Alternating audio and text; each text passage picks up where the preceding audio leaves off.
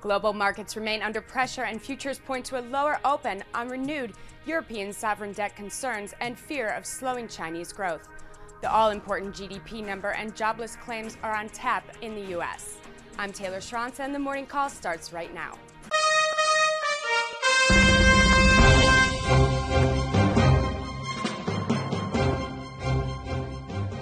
Good morning, I'm Scott Rudd, the Chief Strategic Officer at T3Live.com. And I'm Jill Malandrino with The Street, and together we bring you the morning call. We have a very busy day with GDP and jobless claims, so Scott, let's jump right into this. Let's take a look at the SPX because we're starting to question market composure here.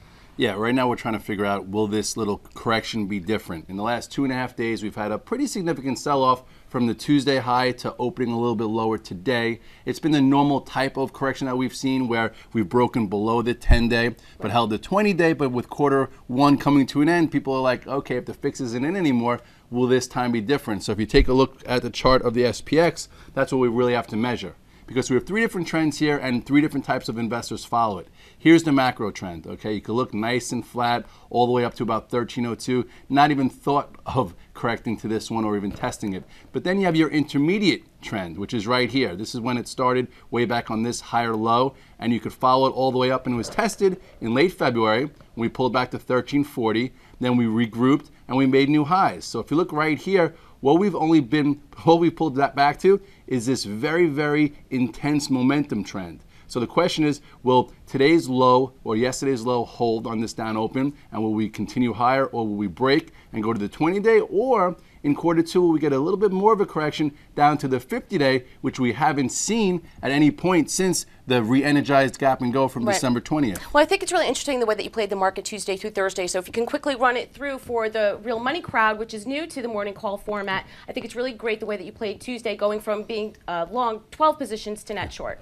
Well, as an active trader, you have to think fast. And I came into the quarter or the end of the quarter saying, you know what, I'm not sure what's going to happen into Q2. It's been a great run. A lot of the high beta names that we talked about the week before. We have the sell May chatter coming in. Exactly. And all the stocks were extended. So it actually helped me that last week we had prices to buy on Baidu at 140, on Google at 620, on Apple, on Amazon at 186. So selling it to strength made sense. So it just so happened that if you sell at your targets and then you get a pullback, on a Tuesday afternoon, and then a quarter coming to an end, they all aligned where I said, you know what, I've been riding this multi-month trend since December 20th, trying to hold 8 to 12 positions. I flattened out, and I actually went net short, for yesterday. And yesterday, if you saw the Twitter sphere, which we have a lot of people that follow it, I covered my shorts because I said, you know what, that's the day-and-a-half move, that's the Q trade. Now I want the market to give me more clarity on whether I'll rebuild back into longs for what could be Q2, or I'll be more flexible, or maybe even net short if we see the market composure continue to deteriorate just a little bit. Okay, since we're thinking at market composure, let's check the temperature of the sectors. We're going to kick it off with the retail ETF ticker RTH, as this has been a real strong performer this year. Yeah, this is something to watch, and you had a little bit of a shooting star 2 days ago, which is a little bit of a sell signal, but those sell signals haven't amounted to much more than just clean up some stocks. So if you look here at the RTHs, you will see that at this particular point, you saw the spiders already through the 10-day. The RTHs didn't even touch it yet. So right here is a little bit of a topping tail. You have a little bit of a pullback to the 10-day, so that's actually healthy. We're not even down near the 20-day yet. So I would just watch these 2 levels right here. You have this 41.73, and then you have this area. And also, just watch stocks like a Lulu. Right. Lulu came out with numbers, and yesterday it broke this small upper range. Not the biggest deal, but it also engulfed this powerful day. So I would watch this area. If Lulu starts breaking below this support, I do think you're going to see other retail names start to come lower. Under Armour also is downgraded today. So retail's, getting a little bit tired. So just make sure they don't fall asleep behind the wheel right there. Well, it's going to be real interesting to see what happens next Thursday when Scott and I are back here together, because that's retail same-store sales, and I think you're going to get a lot of color into inventory and margin because we've had that incredible higher temperatures for Q1. So let's move along to the Qs. Unless you've been under a rock, tech's been doing fantastic this year as well. Yes, and in every angle. Okay, you have mega cap tech going up, you've had Microsoft, you have Intel, you had Cisco, you've had Oracle, you've had high beta tech, so there's been a lot to love here. And if you look here at the Qs, you'll see also the Qs have not even thought about testing this, more intermediate trend yet. It's still above the 10-day. So what I would do is I'd watch yesterday's low. The low here is 67.54. If it could base above and go sideways, you're not going to see that much of a correction in the overall markets. But if we take out yesterday's low in the next few sessions, you could see it move down to the 66 area, and then that's an important spot to watch, and obviously watch the guts and glory of the Qs to see how they're acting. Moving along to the XLF, the financial sector has really been another one that's outperforming. Yesterday, the interest rate sensitive names like JP Morgan, Citigroup had a great day. Yeah, this group yesterday pulled us off the lows. We were down over 100. All of a sudden, you saw JP Morgan get strong. You saw Wells Fargo get strong. Even Bank of America is holding that upper flag. So this group remains strong. It remains a leader to turn to. And if you look here at the XLF, you'll see that, again, this is just at the 10-day. You have a mini box type formation here. So if the banks go sideways or these stocks, continue to hold this upper support, and then the 20-day moving average catches it up, we're not going to see that much of a correction. But if all of a sudden we start taking out this 1550 area and we start pulling back to retest this last breakout, then we can get a little bit of a deeper correction. So the financials, the Qs, retail, they've all been leaders. And when you go into the next quarter, you have to make sure that they sustained that leadership role, because sometimes you do see a bit of a rotation and a bit of a composure change. Let's review the XHB. This is another one bouncing off the 10-day moving average. Yeah, I forgot the home builders, because and when was the last time we been positive on that? It's years. It's so surprising. But, we had a good segment with Kramer on that, and it's been a nice sector to turn to. And if you could see here, also, last time I think we really focused on this was this descending little channel here where it was consolidating a big move. You had a nice little breakout. At this point, it's getting a little choppy. We've had some poor housing data in the last few weeks. So I would say as long as it stays in this upper channel, again, nothing's different. You could stay with this rally. But these have been the strong groups. There's been one or two laggard groups, which we're going to talk about, because we do have to identify the underperformers as we identify the outperformers. And that is going to be the OIHs, which is something you've been talking about for well, this was supposed to be like a slow, methodical trade, and it started in December. And if you did go with it in December, you made some nice money. But then on that first correction, when we saw the pullback to 1340, this was the group that led us lower. This was the group that said, you know what, we're weaker with the actual Russell, so it gave you some clues to get out of the way of some. I don't think you need to avoid it, because you can't have everything that's fast and furious, but if you remember, this was this gradual uptrend that wound up broken right around here, where it came below, retested, and headed lower. So you also had a little bit of a clue when this accelerated uptrend broke, and it was never able to regroup there. So overall, if you went long from this inverted head and shoulders pattern right around here, you're still fine. Hopefully you took some trades along the way, and at this particular point, I would say if you did sell the strength, look to see if you could buy around 38 here in the OHs. I know a lot of these stocks have been battered and bruised, but maybe they do get some love in quarter 2 or quarter 3 moving forward. And let's wrap it up with the healthcare space. We are going to hear a lot about this particular sector for the remainder of 2012, not only because of Obamacare, but we're in an election year. Yes, this is a group that has been somewhat surprising. You've had a lot of biotech names acting very well. So if you look here at this ETF, which I don't really track that often, which it's great to have you guys on the show a lot, because you turn me on to different things that I'm not used to. And right here, look at this indice. It's actually above the 10-day moving average, showing relative strength. We love stocks and groups above their moving averages because they give you more, power for the punch or bang for the buck, all those sayings we say. So this looks good. And some individual names I'm sure will shine. Right, and also, for you guys that are intraday traders, you have to think about it. The large cap pharma names. I don't know about you, but I'd rather be in the branded names right now versus generic, because the FDA is approving these names this year, because we are, again, in an election year. We're going to go to a quick commercial, and we come back, we jump to the trenches. I'm fired. Hi, I'm Sean Hendelman, CEO of T3 Live, where we train, coach, and mentor traders in order to help you put your money to work with confidence. The T3 Live approach is a blueprint for you to recognize, adapt, and ultimately take advantage of different market conditions. To begin your training with T3 Live, we would like to offer you the opportunity to enroll in our free 30-day online home study course. Fill in your name and email address, and I'll see you on the other side. Welcome back to the morning call. We jump into the trenches with my 2012 pick, the agricultural space. We expect Q1 and Q2 to be a bit choppy. We love it long term, but we are traders by design. So we're going to look at some long-term trades to play. Let's kick it off with MOO, the ETF for the space. You know, what we always want to do is we want to look at the overall ETF just to see like the health overall. And obviously you have the better names within the group that provide alpha, which we'll try and get you guys involved with. So if you look here at the MU, you will see that it has lagged this quarter, which is fine. You still could have made money if you timed it right. If you timed it into the end of December when Jill started talking about it, you had a nice move. But at this particular point, it's been going sideways. This actually already give back the 10-day and it's holding the 20-day, so it's showing a bit of relative weakness. So if this is going to be a second or third quarter story or a second half story, when traders should get really interested is when it breaks above this 54 area that's controlled this group. So right now, put it on your radar. If you want to buy a dip, that's okay, but when momentum comes, it'll come once this group clears 54. Right, and also tomorrow we have that USDA report number coming out. This is the single most important number to impact the sector. It's the March number that tells us what we're looking at going forward for the rest of the year. And since it's been so unseasonably warm, we also have that variable of weather in April, hoping that frost doesn't come and kill along these crops that were planted so early. Let's move along to ticker CF. This was a real big name we traded last year. There's been a lot of momentum with this. Yeah, what we try and do is try and find stocks that could lead a group, and CF has been one of them. It's been a little choppy lately, like the group, so you've had to take your trades or just hold it and be in a little less. And if you look at the chart here of CF, you will see that, you know, it's definitely one of the leaders. You look at the move that it's had since that December low. It already cleared this pivot resistance, and it came up to this one, and it's having a little bit of trouble.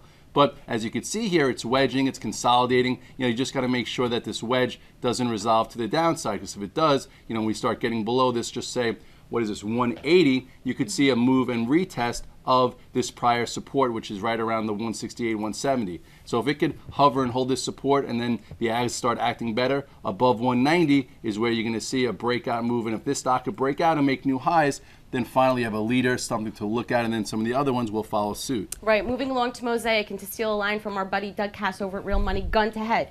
This is my 2012 pick. Yes, the quarter was messy yesterday. We know that. The stock did not react that bad. Just about every broker out there is reiterating their outperform. It's the pricing power and the supply-demand story back half that's key. You're going to see estimates come up with this. What does this say? He said gun to head, meaning that if you have a pick, That's you stay with it.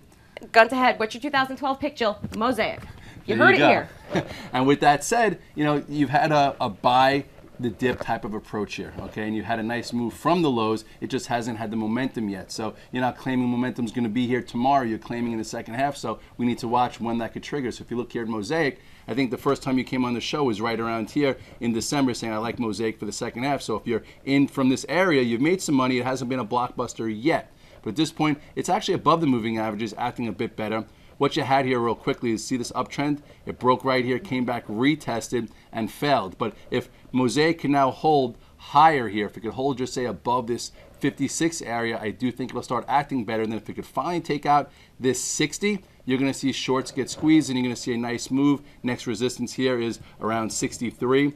But then overall, you know, this stock has nothing in its way, well back to those highs at 70, and that's if the fundamentals start to show themselves. Right, and for you options traders out there, take a look at those January leaps. You'll see a lot of open interest there. Let's move along to ticker POT, another one, Mosaic, POT. Agrium is another one that we're looking at. That potash second half demand story is really there.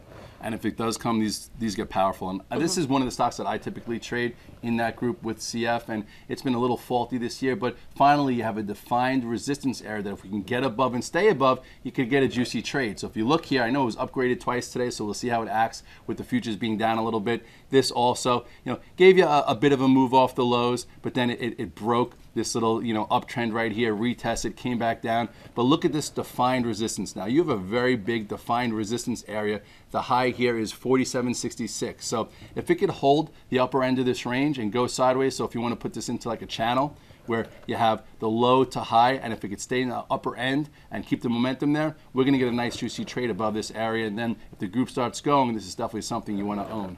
And let's wrap it up with Agrium, AGU. This is another one trading real cheap, trading at 9 times. Its historical 5-year average is 12 times. Well, this one also, I remember from, you know, a year or two back, this was always a leader. And at this point, looking at the chart, it's been a little choppy also, but it's in the upper end of the range. So out of the 4 stocks I just showed you, you saw Mosaic and Potash in the bottom end, and you saw CF and this one in the upper end. So right now, these two are considered the ones that are showing the most relative strength. This is also above the moving averages. So at this point, it's also in this little upper channel here. So if we could start getting above 90, that's when my traders would be interested. So if you want to be an investor, be in tier 1, Okay, and then you also have big support down here at 80. And then if it starts to get in motion, because we like to trade things in motion because we're in the moving business, not in the parking business, that's when you go after it above 90. And let's move to quick hits for some quick cash. And it wouldn't be a morning call if we didn't talk about Apple touching an all-time high yesterday, closing in the range. My last strategy was when it was hovering in this macro pivot, okay, and then when it traded above 609, that gave me a nice calculated entry, and I talked about it on Twitter and on my blog, and I sold some, around 612, and since then, yesterday I just avoided it. I just looked at it for market composure. At this point, it was strong, very strong yesterday with Google, and look to it today to see if, if it continues, if it goes from negative to positive for a trade, there's your cash flow. Then if it starts to take out yesterday's high, then you'll probably see a little bit more of a bounce in tech. So if you look real quick at the chart, here's the wedge. This is the last time I got involved when it broke to the upside. So just know where yesterday's high is. If it starts getting above 621.45 again, you're going to see, maybe the market get a bit more energized today, and we could, maybe take back the down move in the futures this morning. Moving along to Amazon, this one was quietly outperforming the past week and a half, but it just got slammed yesterday. Well, Amazon is something that shows you could be a market timer. About a week ago, we talked about buying it above 186, 187, tweeted about it on the site, did the same thing. And then yesterday, I said I'm going to get short Amazon because this was the one that was extended. This is the one that I chose because you can't be in everything. And if you look here at the chart of Amazon, let me show you why. Here is your breakout above this 186, 187. Here's when it broke this, this trend of high, lower high, lower high. So that was good. Then you had a flag for another entry. So it came up to my resistance area. It opened lower. I think the news also about Google having a lower price tablet was something to give it some pressure. So I shorted it around 205. I covered it below 203. That was my Q trade for cash flow. And now let's see if it can go sideways. What the next move is here. If it could hold above this 196, perhaps it's in the game. But I also think out of all the high beta tech stocks, this isn't the one that's going to make new highs in the year. If we talk about the ags, we have to talk about Red Dog sector, the casino names. You've traded these brilliantly, Las Vegas, Sands, and Wynn. So let's take a look at LVS, and I also want to take a look at CZR because you've also taught us how to trade the IPO names as well. Well, LVS has just been a great vehicle. I still think that the highs aren't in this year. My target is 63 to 65. On this pullback, I'll show you where I want to buy it. I want to buy it around the 20-day. Even today, if it's down to like 30 cents or so, I might use it as a vehicle, just as a trade.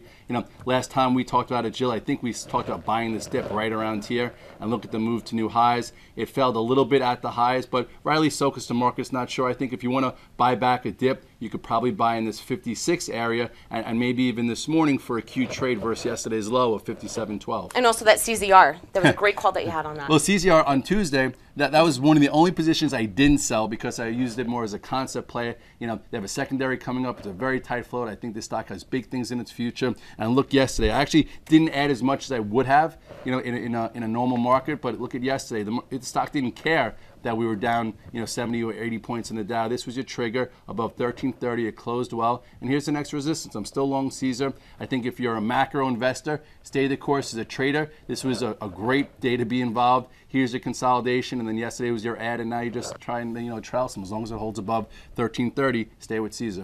Moving along to Goldman Sachs, the banks did really well yesterday. That's where we got a little bit of support in the market. Your big brokers didn't participate in that. It was your JP Morgans, your Citigroups, the interest rate sensitive names that really provided that support. But we have to look at GS because it's getting a little bit choppy up here. Yeah, it's been a choppy trade. Even as it's gone higher, I know I haven't had any success there. I've tried to play the breakout, and one or two times I caught it, but then the next day something happened in the news that engulfed the trade, and if you had it overnight, you got hurt. If you look here at the chart of Goldman Sachs, not as clean as some of the other ones. You do have an uptrend to watch. Here you go. This was the last time it had a nice breakout above this like 118 area, but then this was the day that op-ed piece came out and I was still long and ouch. But since then, slow, methodical, it's holding this area. I think if you want to be long, short-term reverse 124.09. But if Goldman Sachs starts to break below this upper pivot, perhaps that'll give us some clues that the banks might get a bit more of a correction, and then overall the market might see more than just a move below the 20-day moving average. Right. Let's wrap it up with FCX. The miners had a tough day yesterday. No surprise. All you hear about is that Chinese exposure. Yeah, well, I want to show you the difference here. This has been a weak group. This has been a weak sector. This is not even near making the highs. And if you look at the chart here, I'll show you what a weak sector looks like and why. You don't necessarily short the strongest, you short the weakest, okay? And if you look here at the chart, you'll see, like, look at this stock, okay? It broke down from this area, and it's below all the moving averages, meaning look at all this resistance, look at all this pressure. It tried to figure out if this level would be support, if you could trade against it. Obviously not. So when it broke below this 38, some guys were shorted yesterday, and now there's really not much support all the way down to 34. So unless this all of a sudden becomes a magical group and money comes in here to, to support the second or third quarter, I would just avoid it until we see some type of real reversal pattern with volume. All right, we got a busy day on tap. We got that GDP. Don't forget tomorrow, that USDA report. Things are going to move quick. Follow Scott on the Twitter feed. He's updating you all day long, and every day, like we do, Scott and the team, he recaps the charts. OP, Real Money, T3Live.com. Yes, and I'm too busy right now to shave, so maybe if I start doing a little less, Scruffy Dog. Scruffy Dog will be clean coming in next week. Have a great day, everybody.